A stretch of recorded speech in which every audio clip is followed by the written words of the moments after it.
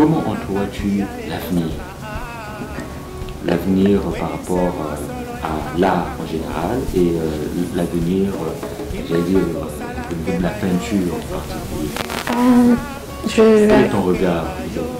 Un regard un peu plus optimiste. Je crois vraiment que l'art va arriver à un niveau, va se faire découvrir plus, va être plus accessible à toute classe sociale.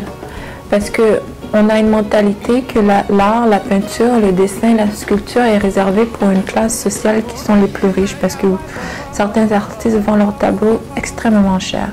Mais on voit que dans la classe moins riche, la classe moyenne, on va retrouver chez eux autant de tableaux, autant de sculptures. Oui, c'est des gens qui aiment cet art-là, qui veulent avoir ça chez eux.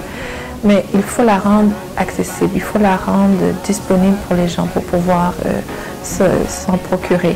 Et je crois vraiment que en s'associant tous en tant qu'artistes, qu'on arrivera à faire de grandes choses. Parce que les artistes se battent vraiment à faire montrer leur œuvre, leur talent.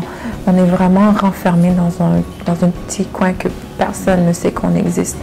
Malheureusement, le gouvernement aussi fait des coupures. Et le plus facile, c'est de couper dans l'art. Pourquoi?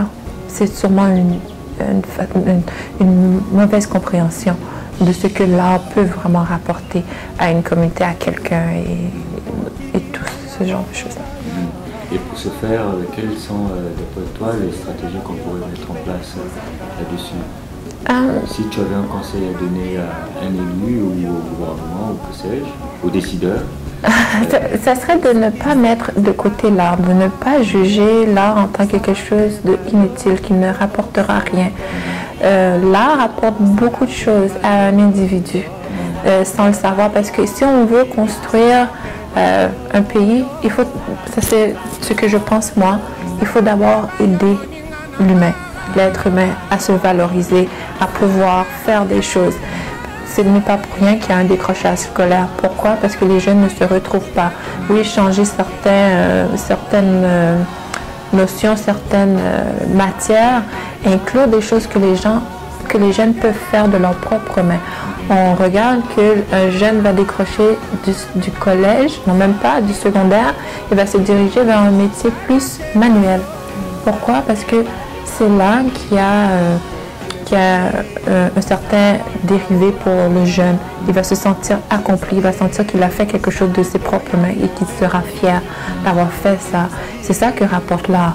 La peinture, le dessin et toutes les formes d'art apportent cette valorisation-là chez quelqu'un. En valorisant une personne, la communauté sera encore 2 fois sera meilleure. Ça, c'est ma vision. Alors, il faut encourager aussi nos jeunes à toucher un pinceau, à dessiner et valoriser qu'est-ce qu'il fait, et qu'il n'ait pas honte de montrer son talent à son père ou à sa mère ou à ses amis, et que cet art qu'il fait peut un jour lui rapporter quelque chose. Parce que certains artistes, il y a un cliché qui vient dans ma tête, mais qui n'est pas tellement bien approprié, mais c'est de l'art, mais les artistes de longtemps, Picasso, on ne croyait pas tellement à qu'est-ce qu'il faisait, on ne comprenait pas son art. Mais regardez maintenant, oui c'est vrai, il a dû mourir, c'est ça pour devenir, oui le paradoxe pour devenir célèbre, mais le temps change. Hein?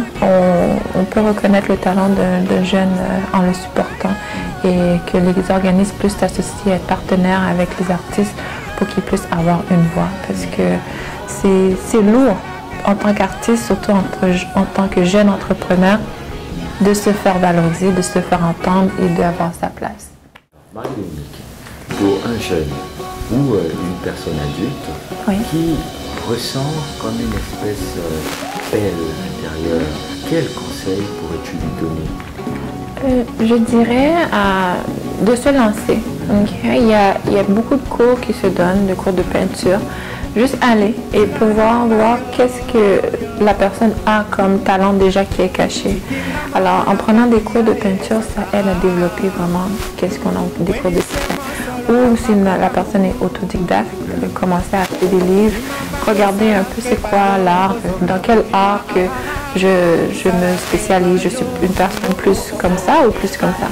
Alors, en faisant cette étude-là, à faire une recherche sur soi-même, ça peut aider vraiment la personne.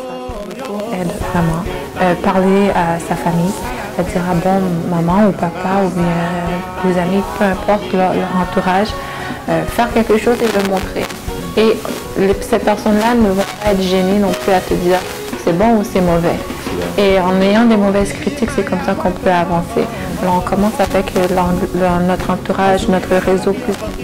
Sinon, si une personne se sent interpellée à venir à l'organisme Perle Noire, je les invite.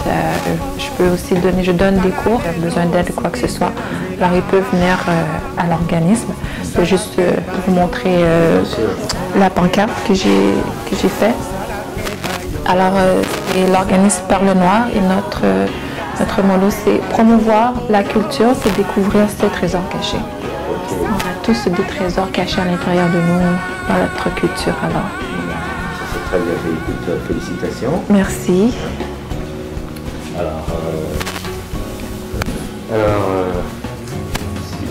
Si je comprends bien, l'organisme Perle Noire, c'est un nouveau bébé.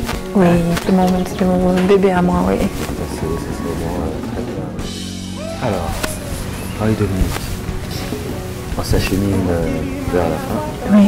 Est-ce que tu aurais, un dernier mot? Tout simplement de promouvoir la culture, l'art dans toutes ses formes, aller chercher les jeunes qui en ont besoin et de faire montrer que l'art c'est quelque chose d'important, qu'on en a besoin.